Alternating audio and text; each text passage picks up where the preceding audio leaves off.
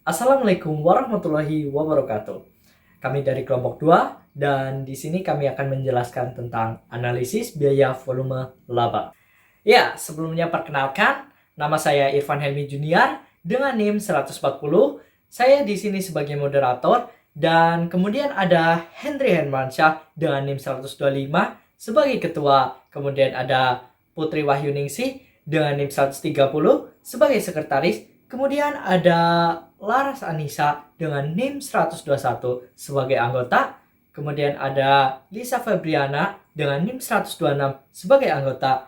Lalu ada Syahrul Zulfan dengan NIM 141 sebagai anggota. Kemudian Rizky Pratama dengan NIM 142 sebagai anggota. Yang terakhir Ulwiyah Darojah dengan NIM 438 sebagai anggota.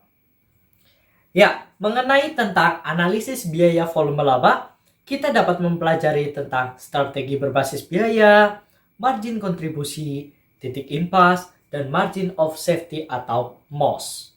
Membahas tentang strategi berbasis biaya, perusahaan memiliki strategi yaitu visi dan misi yang bertujuan untuk memperoleh laba. Dari strategi berbasis biaya, kita dapat mengetahui yang pertama, manajemen strategi, yaitu proses yang digunakan oleh pengelola untuk merumuskan dan mengimplementasikan strategi dalam penyediaan customer value terbaik demi mewujudkan tujuan perusahaan.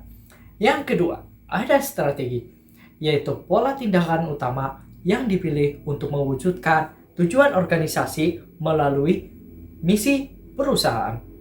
Yang ketiga, keunggulan biaya atau cost leadership, yaitu strategi kompetitif yang menyebabkan perusahaan sukses dengan membuat produk atau jasa pada biaya yang paling rendah dalam industri. Selanjutnya, biaya volume laba, yaitu jumlah produk yang dihasilkan perusahaan selama suatu periode tertentu akan memiliki hubungan langsung dengan besarnya biaya yang dihasilkan perusahaan. Kemudian, besarnya biaya yang dikeluarkan perusahaan tersebut pada saat dipertemukan dengan nilai penjualan produk yang dihasilkan perusahaan selama satu periode akan mempengaruhi secara langsung besarnya laba yang diperoleh perusahaan. Bicara soal analisis biaya volume laba, apa sih itu analisis biaya volume laba? Analisis biaya volume laba adalah metode analisis untuk melihat hubungan antara besarnya biaya yang dikeluarkan perusahaan dan besarnya volume penjualan serta laba yang diperoleh selama suatu periode tertentu. Pembahasan selanjutnya akan disampaikan oleh rekan saya. Dipersilakan untuk mempresentasikan. Saya akan menjelaskan tentang unsur-unsur analisis biaya volume laba. Harga produk, harga yang ditetapkan selama suatu periode tertentu secara konstan. Volume atau tingkat aktivitas, banyaknya produk yang dihasilkan dan direncanakan akan dijual selama suatu periode tertentu.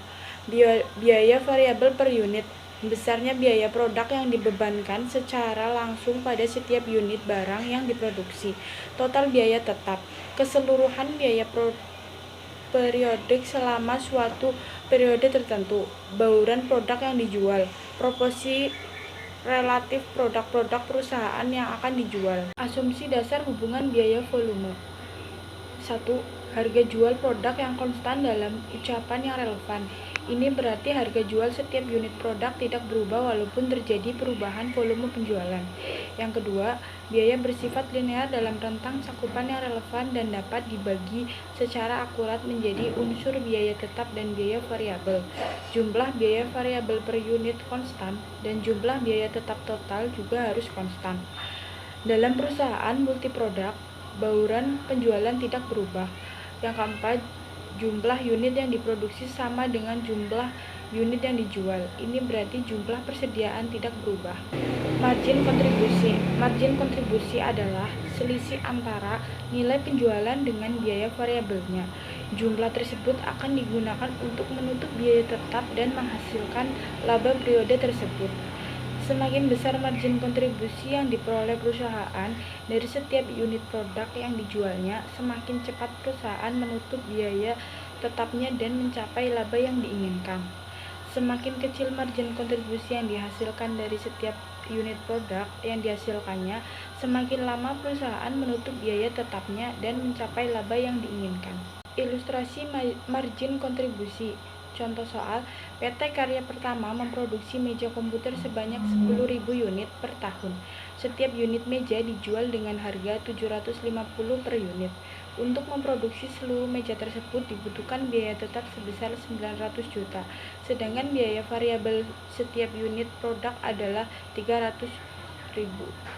Jawaban, dengan harga jual sebesar 750.000 per unit dan biaya tetap sebesar 900 juta, perusahaan akan mengeluarkan biaya variabelnya sebesar 300.000 jika hanya dijual meja komputer sebanyak 1 unit. Hal ini akan mengakibatkan perusahaan memperoleh margin kontribusi sebesar 450.000, tetapi karena menanggung biaya tetap sebesar 900 juta, perusahaan akan mengalami kerugian sebesar 899.550 juta. Assalamualaikum warahmatullahi wabarakatuh. Perkenalkan, nama saya Rizky Pertama Muhammad Tegar, NIM 1902010142. Di sini saya akan melanjutkan presentasi dari teman saya. Dari slide sebelumnya terdapat soal dan jawaban. Nah, di sini saya akan menjelaskan tentang jawaban, menjabarkan tentang jawaban tersebut. Jadi, di mana ada kenaikan 10 unit produksi, maka jumlah kerugian pun bertambah. Nah, di saat itu jika terjadi kenaikan 10, maka kerugian menjadi 895.500.000. Ya, teman-teman bisa lihat slide selanjutnya. Di situ ada tabel yang menunjukkan bahwa setiap kenaikan unit ada disusul juga dengan kenaikan kerugian, bahkan sampai unit 1.500 kerugian pun masih bertambah. Nah, di slide selanjutnya itu kenaikan menjadi 2.000 unit, tetapi setelah mencapai 2.000 unit, kerugian dan laba atau keuntungan sama-sama value-nya. Jadi tidak ada rugi dan tidak ada laba, atau bisa dikatakan balance. Nah, jika teman-teman masih kurang jelas, bisa teman-teman baca sendiri, pahami sendiri slide tersebut. Ilustrasi margin kontribusi. Pada saat penjualan di atas 2.000 unit, berarti setiap sumbangan margin per unit merupakan sumbangan terhadap laba perusahaan. Jika tambahan margin di atas 900 juta, berarti laba usaha mempunyai jumlah yang sama.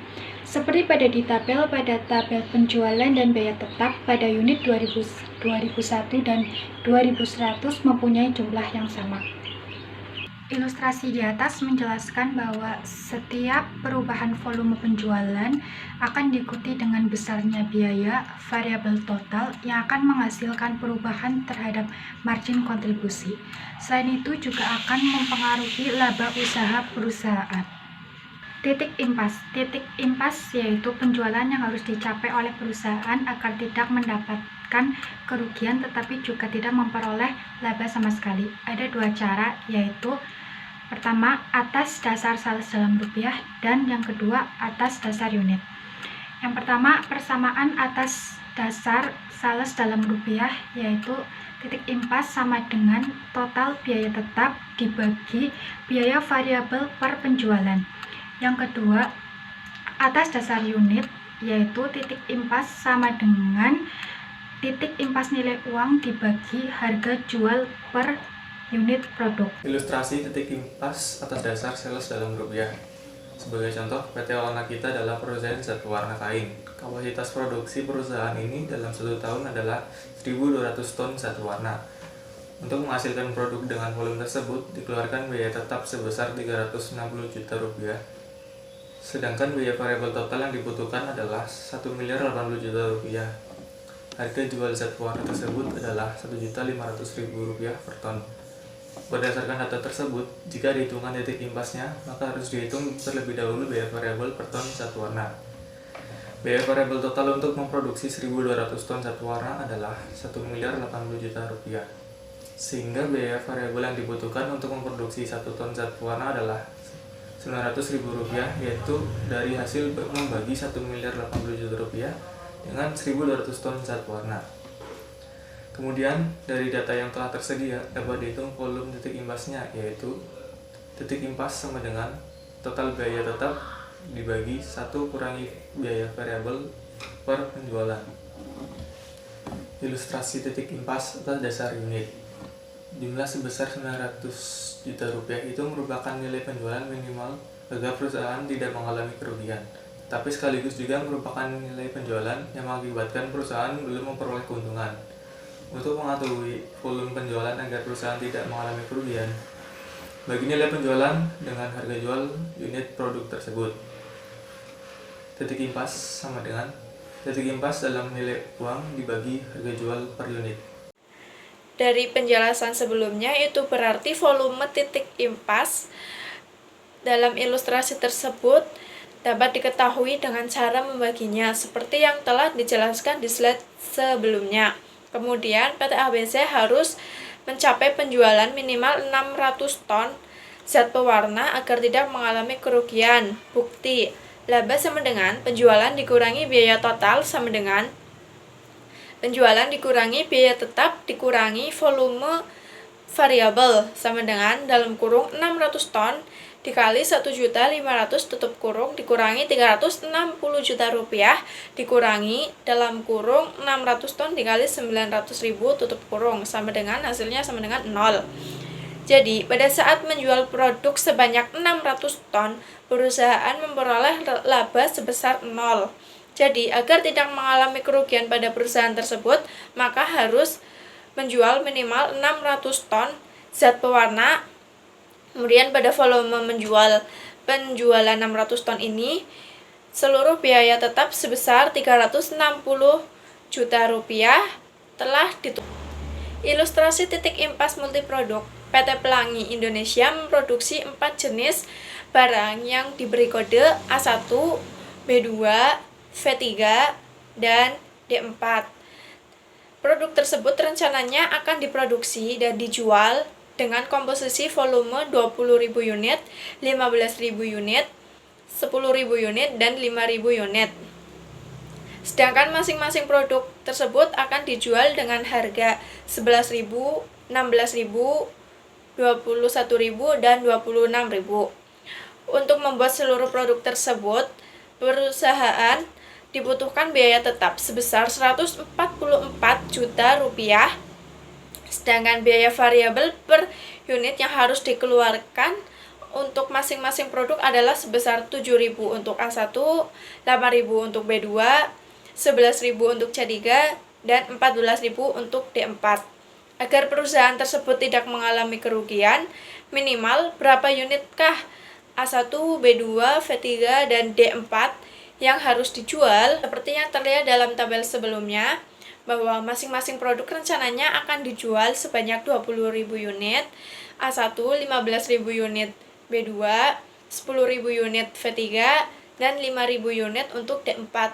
Data tersebut dapat diringkas dalam tabel berikut yang keterangannya harga jual per unit A1 11.000, B2 16.000, C3 21.000, dan D4 26.000. Kemudian untuk biaya variabel per unit A1 7.000, B2 8.000, C3 11.000, dan D4 14.000.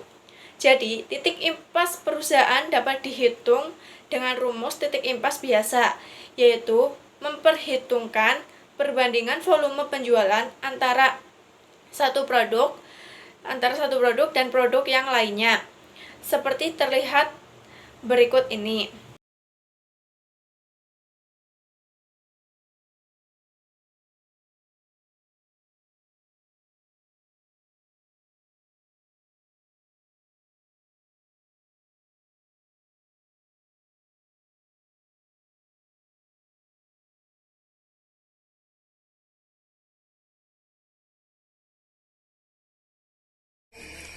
Metode perbandingan. Jika titik impas dihitung dengan metode tersebut, akan diperoleh hasil kali perhitungan dengan nilai nominal yang besar. Untuk menghindari angka yang terlalu besar, dapat digunakan metode lain, yaitu dengan mencari terlebih dahulu perbandingan antar volume penjualan satu produk dan produk lainnya. Seperti terlihat dalam data sebelumnya bahwa masing-masing produk direncanakan akan dijual sebanyak 20.000 unit A1, 15.000 unit B2, 10.000 unit C3, dan 5.000 unit D4. Itu berarti perbandingan volume penjualan dari keempat produk tersebut adalah 20 banding 15 banding 10 dan banding 5, atau dapat diperkecil lagi menjadi 4 banding 3 banding 2 banding 1.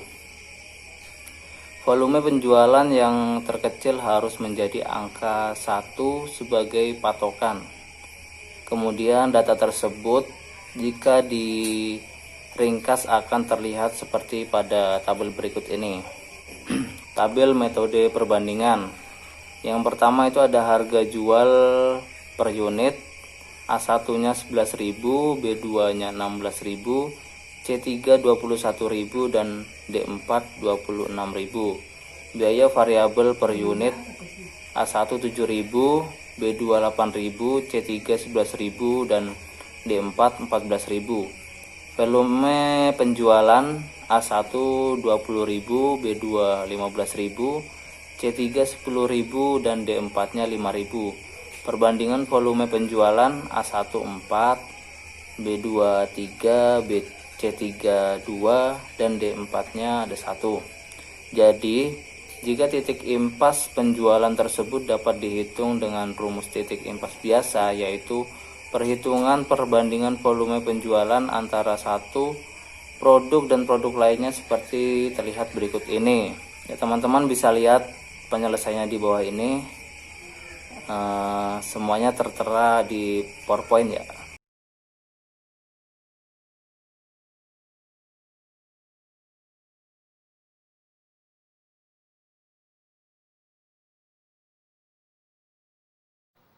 Assalamualaikum warahmatullahi wabarakatuh. Perkenalkan, nama saya Ulia Daroja dengan NIM 1902010438. Saya akan melanjutkan penjelasan sebelumnya mengenai contoh titik impas. Berarti titik impas akan tercapai pada saat penjualan mencapai nilai 320 juta. Titik impas dalam unit akan tercapai dengan membagi nilai titik impas dalam rupiah dengan harga jual gabungan keempat produk tersebut. Berdasarkan perbandingan volume penjualannya, yaitu 4 dikali 11.000 ditambah 3 dikali 16.000 ditambah 2 dikali 21.000 ditambah 1 dikali 26.000 menghasilkan sebanyak 160.000. Lalu selanjutnya mencari titik impas dalam unit adalah 320 juta dibagi 160.000, yaitu menjadi 2.000 paket. Itu berarti titik impas perusahaan tersebut akan tercapai jika masing-masing produk dijual dengan komposisi volume penjualan sebesar produk A1 2000 dikali 4 sama dengan 8.000 unit, produk B2 2000 dikali 3 sama dengan 6.000 unit, produk C3 2000 dikali 2 sama dengan 4.000 unit, dan produk yang terakhir D4 2000 dikali 1 sama dengan 2.000 unit. Lalu bagaimana sih cara mencari labanya? Mencari labanya itu menggunakan rumus penjualan dikurangi biaya total. Biaya total itu sendiri terdiri dari biaya tetap dikurangi biaya variabel. Untuk lebih jelasnya sudah tercantum di layar PowerPoint. Baik teman-teman, selanjutnya saya akan menjelaskan mengenai margin of safety atau yang biasa disingkat dengan MOS. Syarat-syarat MOS itu terdiri dari 3. Yang pertama itu kelebihan penjualan yang dianggarkan di atas volume penjualan impas. Yang kedua, seberapa banyak penjualan boleh turun sebelum perusahaan menderita kerugian. Yang ketiga, menunjukkan tingkat resiko mendapatkan kerugian jika terjadi kenaikan titik impas akibat suatu kondisi. Baik teman-teman, sebelumnya saya sudah menjelaskan tentang MOS. Sekarang saya akan menjelaskan mengenai ilustrasi MOS. Misalkan, PT SMR menjual 150 unit dan total penjualannya sebanyak 3,500 dan titik impasnya sebanyak 85,71 unit. Lalu bagaimana penyelesaiannya? Yang pertama itu, kita harus mengetahui penjualannya. Penjualan sebanyak 150 unit yang kita isyaratkan dengan huruf A dengan total 525.000 dikurangi titik impasnya pada volume sebanyak 85,71 unit dengan total 300.000, sehingga menghasilkan margin keamanan dalam rupiah yang kita isyaratkan dengan huruf B sebanyak 225.000. Baik, setelah kita mengetahui margin keamanan dalam rupiah, selanjutnya kita mencari margin keamanan dalam persen dan margin keamanan dalam unit. Bagaimana sih rumusnya? Rumus margin keamanan dalam persen itu B dibagi A. B itu margin keamanan dalam rupiah, A itu penjualan. Sedangkan margin keamanan dalam unit itu rumusnya B dibagi total penjualan. Total penjualan itu sendiri sebanyak 3.500. Dapat disimpulkan bahwa hasil perhitungan tersebut menunjukkan bahwa dari total 150 unit, penjualan PT SMR belum menderita rugi bila penjualan turun sebesar 225.000. Hal itu disebabkan penurunan penjualan sampai sebesar angka-angka tersebut PT SMR baru akan mencapai titik impas. Akan tetapi, apabila penurunan penjualan sudah lebih dari 225.000 atau lebih dari 42,86% dari penjualan yang dicapai saat ini, maka perusahaan sudah akan menderita rugi.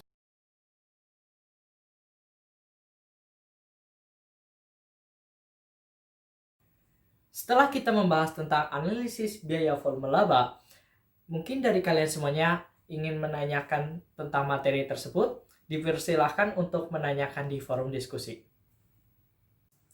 Sekian presentasi dari kelompok kami. Apabila ada tutur kata yang kurang berkenan, kami mohon maaf dan terima kasih atas perhatiannya. Wassalamualaikum warahmatullahi wabarakatuh.